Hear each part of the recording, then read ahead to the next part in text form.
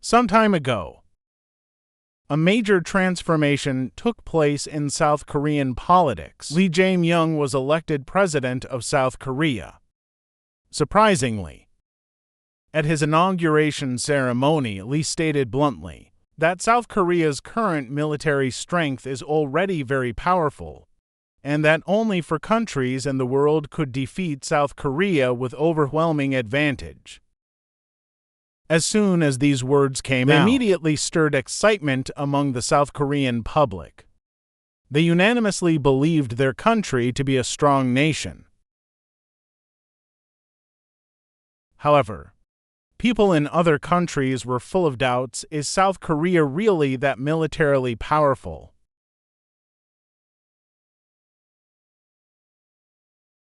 And where exactly does this so-called fifth strongest military in the world ranking come from?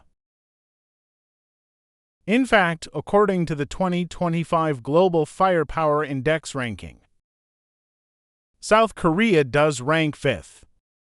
Its firepower index is as high as 0.1565. Among the four countries ranked above South Korea, the United States, Russia, and China need no explanation. They have long held the top three spots. Relatively speaking, the fourth place ranking is somewhat controversial. According to the ranking, it is India, but India's actual combat record is hardly worth mentioning. India holds fourth place mainly because of its large active forces and equipment scale. After all, a 1.45 million strong military, 4,200 tanks, and 2,200 aircraft appear to be a massive force from the perspective of other nations. But the key issue is, India's weapons are a mixed assortment from various countries, with very low defense industry self-sufficiency and mediocre actual combat performance. By comparison, India's combat effectiveness may not be stronger than South Korea's. France ranks 7th in the Global Firepower Index. As an old capitalist power, and having long received military aid from the U.S., France's military strength is relatively strong. However, while France may be slightly stronger than South Korea, it is far from having the overwhelming advantage that Lee Jae-myung claimed. Moreover, even in East Asia, it's not as if there are no countries that could defeat South Korea. For example, North Korea. North Korea's Hwasong-17 intercontinental missiles can cover the entire South Korean territory. If a real conflict were to break out, the outcome would be uncertain. It should be noted that the earlier Global Firepower Index ranking only covers conventional forces and does not include nuclear weapons. If nuclear weapons are taken into account, the UK, France, India, Pakistan, and North Korea all are stronger than a non-nuclear South Korea. Moreover, South Korea now suffers from a serious problem of relying heavily on outdated weapons.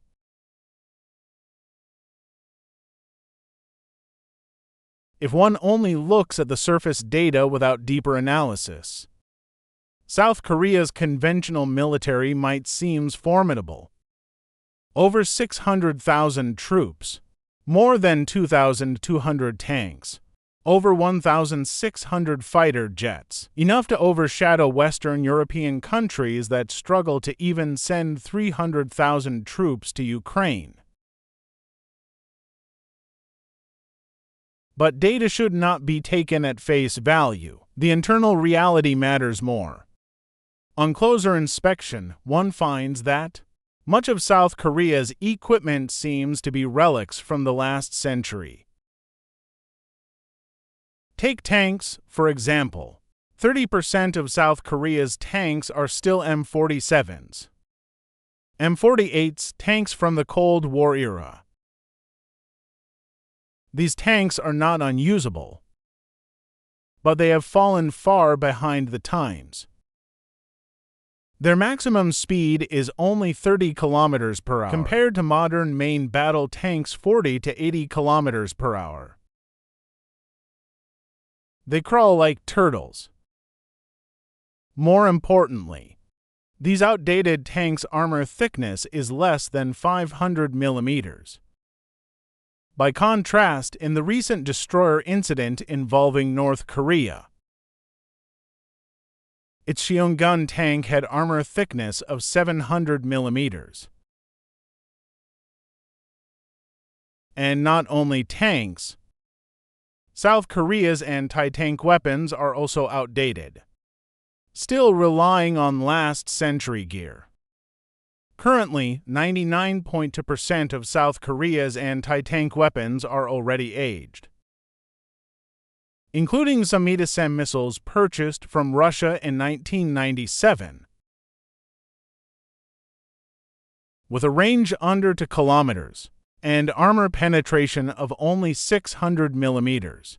Of course, South Korea is also developing new anti-tank weapons, like the Hyeongung anti-tank missile, which has been successfully developed and can effectively destroy tanks. But newly developed weapons cannot be deployed to the battlefield immediately, coupled with defense budget cuts. The mass production plan for these tanks has been delayed until 2026, and they may not enter service and become effective until 2027 or later. Aside from outdated tanks and anti-tank weapons, the combat systems of South Korean naval warships are also very old. It may be hard to believe, but the combat system of South Korea's proud Kwangedo, the Great-class destroyers, still uses a 486 computer with 16 megabytes of memory. What does that mean? Its computing power is less than 1/12 that of a modern civilian computer. Because of this backward computing capability, in 2012 alone, the ship's combat system crashed 24 times. Today, to keep the warship's system running, the core combat system has to be rebooted daily. And it's not just the combat system. The Navy's weapons themselves are also outdated. For example, the 1 trillion Wonyi Sunsin class Aegis ship is equipped with 24 torpedoes for defense, but 18 of them are unusable due to seawater corrosion. In the Air Force, the situation is also worrying. The average age of P-3C anti-submarine aircraft exceeds 30 years, far beyond their service life. Key components have suffered severe wear and tear over years of use. The F-4 fighter jets have been in service for over 50 years, with radars and combat systems badly outdated. With such weapons, even a random North Korean surface-to-air missile could take them out. Furthermore, South Korea's weapons heavily rely on the U.S. For example, as mentioned earlier, the anti-sub aircraft. After the P-3C appeared, South Korea immediately began purchasing US P-8 Poseidon aircraft, with high technological dependence on the U.S. Moreover, in logistics too, South Korea is highly dependent on the U.S.